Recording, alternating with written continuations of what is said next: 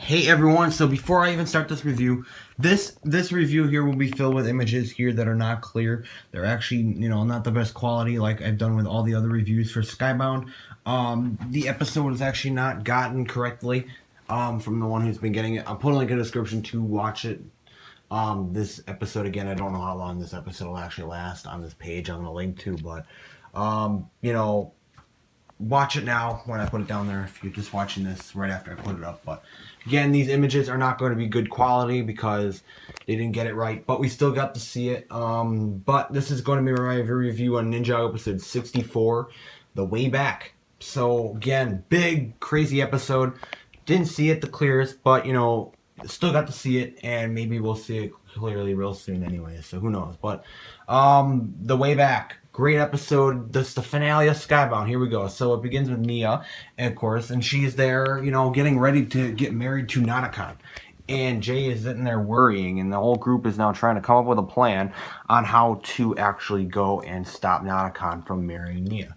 Well, they come up, they can't thinking of all these things, like you use the dart or something like that, use the poison to slow down Nanakan. Well, then his powers will all stop working. So that means they say Lloyd says that when Ninjago crumble, and then it would crumble right on top of Ninjago, so that'd be an issue. But they don't have any other choices, because then Nanakan would succeed and all that stuff. So the ninja go in, they just storm in and start fighting all the pirates guarding the temple, and they just storm in trying to get to Nia. And then, it goes to the scene where Nia is now going to go and get married to Nanakan. The ninja are just storming into the temple, and during the wedding, Clance is the one saying it all and all that stuff. And Nia ends up not really agreeing or not saying I, like a pirate. I think that's what, like, AY, I don't know, but she ends up not really agreeing. And Nanakan points some guns out, and he's like, she did agree, so he's forcing it all. And then the ninja make it, but it's way too late. And then Nia and Nanakan are apparently married, and now Nanakan is the king. And Nanakan has infinite wishes, and now he can make wishes for himself. So now he is ultimately so powerful now. It's insane. Jay tries to make his wish, but he just shoots Jay with, a wish. And he puts like a metal thing on Jay's face, unable to make Jay talk. So, I think that's a metal thing. But then, he wants to fight the ninja. So he makes tons of multiple versions of himself to go fight the ninja and all that stuff. And he said there's like 5 for each ninja. So there's a lot of Nanakan. He multiplied himself a lot. And the main one is actually right there near in the middle. If you can tell or not. But yeah, he makes tons of himself. And while they go out and chase the ninja, Clancy, he ends up, giving Jay advice on where to find the poison, because Clancy ends up seeing that this is all about Nanakan and not about them. He thought it was all about them too and Ninjago, but it's actually, he ends up realizing it's all about Nanakan. All that Nanakan cares about is himself. So he ends up helping the ninja, but Nanakan ends up banishing Clancy. So it's the last time we ever see Clancy. Yes, I know, it's sad. He's a pretty funny little character. Last time we see Clancy, and then he turns around, banishes Monkey Wrench and Doubloon. Last time we ever see them as well. So it's kind of depressing. But Flintlock and Dogshank escape, and they go and help and fight with the ninja because, well, they obviously realize Nanakan is the issue here now. They go and jump on those, like air mines or sky mines or whatever they were, and they get back up to the Moist Fortune's keep. And once they do that, Dogshank throws her anchor and then sets off one of the bombs, and then sets them all off, and then it blows up all of these multiple Nanakan versions that Nanakan made of himself. Now back to here, he has made Nia like basically unconscious. She's in a sleep right now because he can do whatever he wants with his wishes. He ends up wishing for Dalara to come back. Well, he basically has Delara's like spirit or whatever it is come through Nia, and she is now talking through Nia with her weird glowing green eyes and stuff. So it's very freaky weird. Jay ends up, they end up getting the thing off Jay's mouth, and then Jay ends up saying, Clancy helped him out and to where find the venom, and then he ends up getting it, and he pulls it out and he shows me him. And then they start to figure out that these all these different things. I don't exactly know how to explain it, but they figure out that some of these things, are they really happening and all that stuff, with Natakan's wishes and all that stuff. And Flintlock ends up discovering he still has a good shot. He can still shoot well, And I think Jay ends up explaining that his real father is still Ed and Edna. So I don't know if he's adopted yet or not, since Flintlock can still shoot. So what exactly could this all mean? Could some of his wishes, happened, but could they have been even true? So, yeah. So it's very interesting there. But Natakan has all these wishes now. He's wishing up these big statues of past kings from Ninjago. So he's just kind of making his own little kingdom now. He's, feeling like he's all powerful. There is Nia / Delara. Delara is now inside Nia's body, and the ninja go to start fighting Natakan to distract him so Flintlock can get a shot to shoot the venom. But Natakan starts to make Natakan can basically do whatever he wants, so he starts to make the ninja still, and he makes them just basically fall to the ground in a gold. And it's like a golden casing. They're gold. They drop to the ground as a gold statue. They're really weird. Flintlock gets the shot on Natakan though. Throughout all this, he ends up getting the shot on Natakan, and he gets Natakan. Natakan is weakened, and his powers start to diminish, and Ninjago begins to fall apart. But there's something that went wrong with this. Flintlock, he still got his good shot, but not perfect, but he ended up hitting Nia as well. Now they explained back, I think Captain Soda explained it, that the venom it can slow the Jinn down. It can slow down a Jinn, but it is fatal to normal people. And Nia is now hit with the venom, and now she is dying.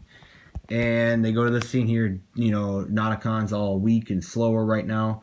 The sword's over there. He tries to get towards the sword. Jay is all worried about Nia right now, of course. And Nia ends up dying. So, very fast turn scene. It's just a big, crazy flip scene that just went bad so quickly. And Nia has died. And Natakan is still there. He's trying to pick up his sword, trying to still fight a little bit. He's all weak though, so he can't really do much. He can't poof away or pop away or anything like that. But he's trying. But he doesn't succeed, and Jay ends up making a wish under his breath, basically, and he says that he wishes that Nia would have taken his hand way back in episode 55. That Nia would have taken his hand, when they were on the board and all that, by the big billboard or whatever it was, and that no one would ever have found the teapot in the first place, which was Klaus. That was his wish, and Natakan's all weak, and he has to grant the wish. Natakan depressingly, sadly says, it's sad for him. Your wish is yours to keep.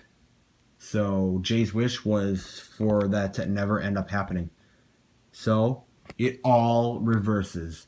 This whole season that we've been seeing, the whole story, never happened at all. And they go right back to the scene in Ninjago episode 55, right before around the area where before Klaus found the teapot, where the ninja were trying to hide from Dareth and the media, where Nia would not take Jay's hand. And this time, though, Jay and Nia remember. They are the only ones who remember what happened in Skybound. When all that stuff with Natakan and the Sky Pirates and all that, they were the only ones who remember. But everyone else does not remember at all. So Jay says, take my hand. And, well, Nia this time takes Jay's hand. And then Jay and Nia officially end up together in the end of this episode. But Ninja, no one remembers what happened in this whole season, the whole story of Skybound. No one remembers it besides Jay and Nia. So I don't know if I like that. It's still a happy ending in a way. It's still a happy ending, of course. But still, the whole story there, it never existed now. Basically, it's almost like a story inside Jay and Nia's head now. It did happen and it didn't, And then, they kind of zoom out. There's the billboard over there, but Dareth was recording, and then he puts that all over the screens around Ninjago, like Jay and Nia are together, the love story or whatever. And then, of course, the story was it was swapped. So they go back to Klaus looking for the teapot of Tyron, but right in the last second when Klaus, they show the teapot there sitting on the ground. But something ends up happening. People realize he's there. He's a ghost. They start chasing him. So they showed the teapot, but Klaus never ever ended up finding it. So they switched up how the story went. Klaus never ended up finding the teapot. Klaus ran away from the people chasing him. And, that's how it ended up. The screens are on Ninjago. They're back at the City of Styx. And the boat carrying the teapot is just kind of floating away, all the junk.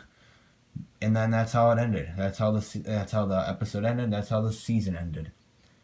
Great episode. It was very different type of episode. They reversed the whole story of a whole season and just basically erased it from everyone's mind. Besides Jay and Nia, it's just totally forgotten story. So next season it'll basically be like picking off from basically the time of possession. So it's kind of freaky weird, it just feels really weird. It's like it never happened. Like they'll never remember fighting them besides Jay and Nia. No one else will remember ever fighting Nauticon or the Sky Pirates. Very, very weird. But I did find it very interesting, how Klaus never ended up finding the teapot. He was right there, but never ended up finding it.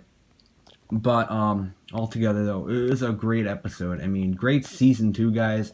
If you've been catching up and watching these online when they come out, I'm not waiting because we're going to be waiting a while. If we wait from the United States here, it'd probably be March, and that just seems too far, I just want to see the story, and that's why I've been watching them and making the reviews. Again, I'm sorry the episode images here are not clear today. The episode did not come out at this time I'm making the review. They did not come out clearly. The episode did not come out clearly, but we still got to see it, so that is perfectly fine as well. Again, we're gonna get it clear anyways eventually one day. It'll air in the United States, iTunes, Google Play, wherever you want to buy it on, get images, video, DVD. We'll see it, guys. So there it is, guys. There is my review on Ninjago episode 64, The Way Back. So, Skybound's over?